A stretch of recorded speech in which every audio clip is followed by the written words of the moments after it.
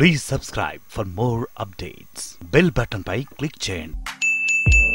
నాగేశ్వర్ గారు, కాంగ్రెస్ ఆప్ మధ్య సీట్ల పంచాయతీ ఇంకా ఢిల్లీలో తెగలేదు. వాళ్ళు 4 సీట్లు అడుగుతున్నారు, వీళ్ళు 7 సీట్లు అడుగుతున్నారు. ఒకరినొకరు విమర్శలు చేసుకుంటున్నారు. అంటే ఒక్క ఢిల్లీ ఆప్ అనే కాదు, కాంగ్రెస్తో దేశవ్యాప్తంగా మిత్రపక్షాలన్నిటితోనూ ఇదే పంచాయతీ కనిపిస్తోంది. ముఖ్యంగా కాంగ్రెస్ అసలు ఎవరితో పోరాటం చేస్తుందంటారు? అంటే బీజేపీయేతర పక్షాలతో పోరాటం చేస్తుందా, లేదంటే మిత్రపక్షాలతో పోరాటం చేస్తుందా? అంటే బీజేపీయేతర ప్రతిపక్షాలందరికీ అనుమానం బలంగా వస్తుంది. అసలు రాహుల్ గాంధీ నాయకత్వంలో కాంగ్రెస్ పార్టీ ఎవరితో ఫైట్ చేస్తుంది? ఉత్తరప్రదేశ్లో వెళ్ళి ఎస్పీ బీఎస్పీతో ఫైట్ చేస్తుంది, బెంగాల్లో వెళ్ళి మమతా బెనర్జీతో ఫైట్ చేస్తుంది, ఢిల్లీకి వచ్చి అరవింద్ కేజ్రీవాల్తో ఫైట్ చేస్తుంది, కేరళకి వెళ్ళి లెఫ్ట్తో ఫైట్ చేస్తుంది. నిజంగా ఫైట్ చేయాల్సింది బీజేపీతో. బీజేపీకి మేమే ప్రత్యామ్నాయం, మోడీకి ప్రత్యామ్నాయ నాయకుడు రాహుల్ గాంధీ అంటున్నారు. కానీ ఎవరితో ఫైట్ చేస్తున్నారు? రాష్ట్రాలకు వచ్చి మోడీని వ్యతిరేకించే పక్షాలతో, మోడీని ఓడించాలని కంకణం కట్టుకొని రాష్ట్రాల స్థాయిలో మోడీని ఓడించగల బలమైన శక్తివంతులుగా ఉన్న వాళ్ళపైన కాంగ్రెస్ తిరగబడుతుంది.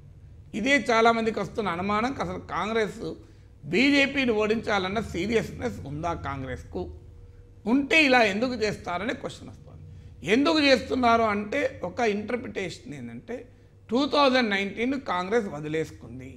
ఇప్పుడు కాంగ్రెస్ ముందున్న లక్ష్యం మోడీని 2019లో ఓడించడం కాదు, మోడీ మళ్ళీ ప్రధానమంత్రి అవుతాడని కాంగ్రెస్ నిర్ణయానికి వచ్చేసింది. వచ్చేసి 2024 వరకైనా పార్టీని బలోపేతం చేసుకుందాం, 2019 తర్వాత వచ్చే వరుస అసెంబ్లీ ఎన్నికల్లోనైనా పార్టీని డెవలప్ చేసుకుందాం అనే నిర్ణయానికి కాంగ్రెస్ వచ్చిందా అనే అనుమానం కలిగేలా ఆ పార్టీ ప్రవర్తిస్తుంది. ఎందుకంటే మీరు ఢిల్లీలో ఆప్ 7 సీట్లు అడుగుతుంటే ఢిల్లీలో ఉన్నాయి 7.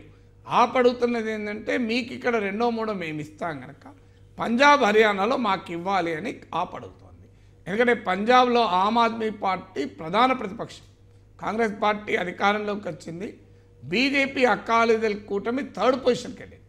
అందువల్ల ఆమ్ ఆద్మీ పార్టీకి పంజాబ్లో కూడా రూట్స్ ఉన్నాయి, హర్యానాలో కూడా ఉన్నాయి కనుక మాకు అక్కడ సీట్లు ఇవ్వాలని అడుగుతున్నారు. అది పంచాయతీ తేలడం లేదు. అది ఒక పంచాయతీ అయితే కనీసం అక్కడన్నా సీట్ల పంచాయతీ ఉంది. మీరు ఉత్తరప్రదేశ్లో ఎగ్జాంపుల్ ఉంది, ఆడ ఎస్పీ బీఎస్పీ 2 సీట్లు కాంగ్రెస్కు వదిలేసింది. 2014 ఎన్నికల్లో కాంగ్రెస్ 2 సీట్లలో గెలిచింది, 6 సీట్లలో సెకండ్ పొజిషన్లో ఉంది. సో ఈ 6 + 2 8, కాదంటే 10, కాదంటే 12 సీట్లు కాంగ్రెస్ పోటీ చేయడం న్యాయం. ఎందుకంటే 80 సీట్లున్న లోక్సభలో ఇప్పుడున్న లెక్కల ప్రకారం 38 సీట్స్ ఎస్పీ, 38 సీట్స్ బీఎస్పీ, 2 సీట్లు ఆర్ఎల్డీ, 2 సీట్లు కాంగ్రెస్కు మద్దతు ఇస్తున్నారు. ఈ 80 సీట్లు ఇలా ఉన్నాయి. మాకు 2 కాదు సెకండ్ పొజిషన్లో ఉన్న 6 మాయే అనడంలో అర్థం ఉంది. ఈ 8 కాక మేము ఈ 5 ఏళ్లలో పెరిగాము, రాజస్థాన్, మధ్యప్రదేశ్, ఛత్తీస్గఢ్లో వాళ్ళు చూస్తున్నారు కదా అంటే ఇంకో 2 అడగచ్చు. కానీ అలా అడగకుండా మొత్తం 80 సీట్లలో 70 సీట్లకు పైగా పోటీ చేస్తున్నామని చెప్పి కాంగ్రెస్ రంగంలో దిగింది. ఇది బీజేపీ వ్యతిరేక ఓటును చీలుస్తుంది అనే అనుమానం. అక్కడికి ఆగకుండా రోజు మీరు ఇప్పుడు మాయావతితో అఖిలేష్ పైన మాటల యుద్ధం మొదలైంది.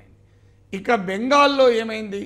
బెంగాల్లో మమతా బెనర్జీని నరేంద్ర మోడీ ఒకే తరహా నాయకులు, ఒకే తాను గుడ్డలోని రాహుల్ గాంధీ వ్యాఖ్యానించాడు. పోనీ అక్కడున్న ప్రత్యేక పరిస్థితుల్లో మీరు బీజేపీని మమతాను వ్యతిరేకిస్తారు. పోనీ ఆడ 3వ అవకాశం ఏంటి? మీరు మోడీని వ్యతిరేకించి మమతాను వ్యతిరేకిస్తే ఆడ లెఫ్ట్ ఉంది, వీళ్ళిద్దరిని వ్యతిరేకించేది. సిపిఐఎం ఒక ప్రతిపాదన ఏం చేసింది కాంగ్రెస్ కంటే, మేము 2 సీట్లలో లాస్ట్ టైం గెలిచాము, మీరు 4 సీట్లలో గెలిచారు, ఈ 6 సీట్లలో సిపిఎం కాంగ్రెస్ కలిస్తే ఆటోమేటిక్గా గెలిచిపోతారు. ఎందుకంటే అక్కడ బలమైన పోటీదారుకి సిపిఎంకు కాంగ్రెస్, కాంగ్రెస్కు సిపిఎంఏ.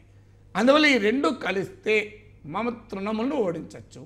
అందువల్ల 42 సీట్లలో మొదలు 6 సీట్లు మనం గ్యారంటీ చేసుకుంటాం, మిగతా సీట్లలో పోటీ మ్యూచువల్ కంటెస్ట్ అవాయిడ్ చేద్దాం అంటే కాంగ్రెస్ ఒప్పుకోలే.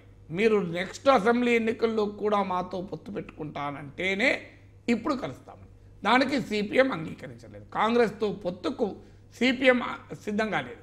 కాంగ్రెస్తో ఒక అవగాహన, మేము చేసే సీట్లలో మీరు చేయకండి, మీరు చేసే సీట్లలో మేము చెయ్యం, అంతవరకే అవగాహన అని సిపిఎం అన్నది. ఆ అవగాహన వల్ల కాంగ్రెస్కు నష్టమే లేదు. ఆ మేరకు వస్తే 4-5 సీట్లు రావడానికి ఉపయోగపడుతుంది. కానీ అలా కాదని చెప్పి ఇప్పుడు అన్ని సీట్లలో సిపిఎం పోటీ చేస్తోంది, కాంగ్రెస్ పోటీ చేస్తోంది. ఇక్కడికి ఆగలే కహాని. కేరళకు రాహుల్ గాంధీ వెళ్ళాడు. వెళ్ళి కేరళలో పోటీ ఎవరికి? బీజేపీ ప్రధాన పోటీదారు కాదు.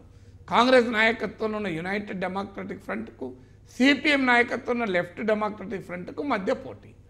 ఈ పోటీలో రాహుల్ గాంధీ వచ్చి యూడిఎఫ్ అభ్యర్థిగా ఇండియన్ యూనియన్ ముస్లిం లీగ్ మద్దతుతో ఒక లౌకిక అభ్యర్థి అని చెప్తూ, లౌకిక ప్రధానమంత్రి అభ్యర్థి అని చెప్తూ, సెక్యులర్ ఆల్టర్నేటివ్కు, మోడీకి ఒక సెక్యులర్ ఆల్టర్నేటివ్కు నేనే ప్రైమ్ మినిస్టర్ క్యాండిడేట్ అని చెప్తూ ఇండియన్ యూనియన్ ముస్లిం లీగ్ మద్దతుతో రంగంలో దిగారు. సో ఇది రాహుల్ గాంధీ సెక్యులర్ క్రెడెన్షియల్స్ను క్వశ్చన్ చేసే పరిస్థితికి వచ్చింది. వాయనాడ్లో పోటీ చేయడము, వాయనాడ్ను సెలెక్ట్ చేసుకోవడము, కేరళలో సిపిఎం నాయకత్వం ఉన్న ఎల్డీఎఫ్కు పోటీగా యూడిఎఫ్కు బలోపేతం చేయడము, ఇవన్నీ కూడా చూస్తుంటే మీరు బీజేపీ పైన కాదు పోరాటం, మీరు సిపిఎం పైన పోరాటం, తృణమూల్ పైన పోరాటం, ఎస్పీ బీఎస్పీల పైన, అలాగే మీరు అరవింద్ కేజ్రీవాల్ పైన పోరాటం. ఆంధ్రప్రదేశ్లో కూడా కాంగ్రెస్ పార్టీ టీడీపీకి వ్యతిరేకంగానే పోటీ చేసింది. సో అందువల్ల బీజేపీ వ్యతిరేక శక్తుల్ని ఏకం చేసి జాతీయ స్థాయిలో ఒక బీజేపీ వ్యతిరేక ప్రభుత్వాన్ని అవకాశం ఇవ్వాల్సింది పోయి ప్రతి రాష్ట్రంలోనూ బీజేపీతో బలంగా పోరాడుతున్న పార్టీలు, అరవింద్ కేజ్రీవాల్ కాంగ్రెస్ కన్నా ఎక్కువ బలంగా పోరాడుతున్నాడు. ఎస్పీ బీఎస్పీ కాంగ్రెస్ కన్నా కూడా బీజేపీని ఓడించే శక్తివంతమైన కలయిక. తృణమూల్ కాంగ్రెస్ బీజేపీని ఖచ్చితంగా ఓడించగలిగే శక్తి ఉన్న పార్టీ. వామపక్షాలు రాజకీయంగా, సైద్ధాంతికంగా బీజేపీకి ఒక ప్రిన్సిపల్ అపోనెంట్లు. మీరు వాళ్ళందరిపైన పోరాడితే అసలు బీజేపీ పైన పోరాటం సంగతి ఏంటి అనే విమర్శ సహజంగానే కాంగ్రెస్ మూట కట్టుకుంటోంది.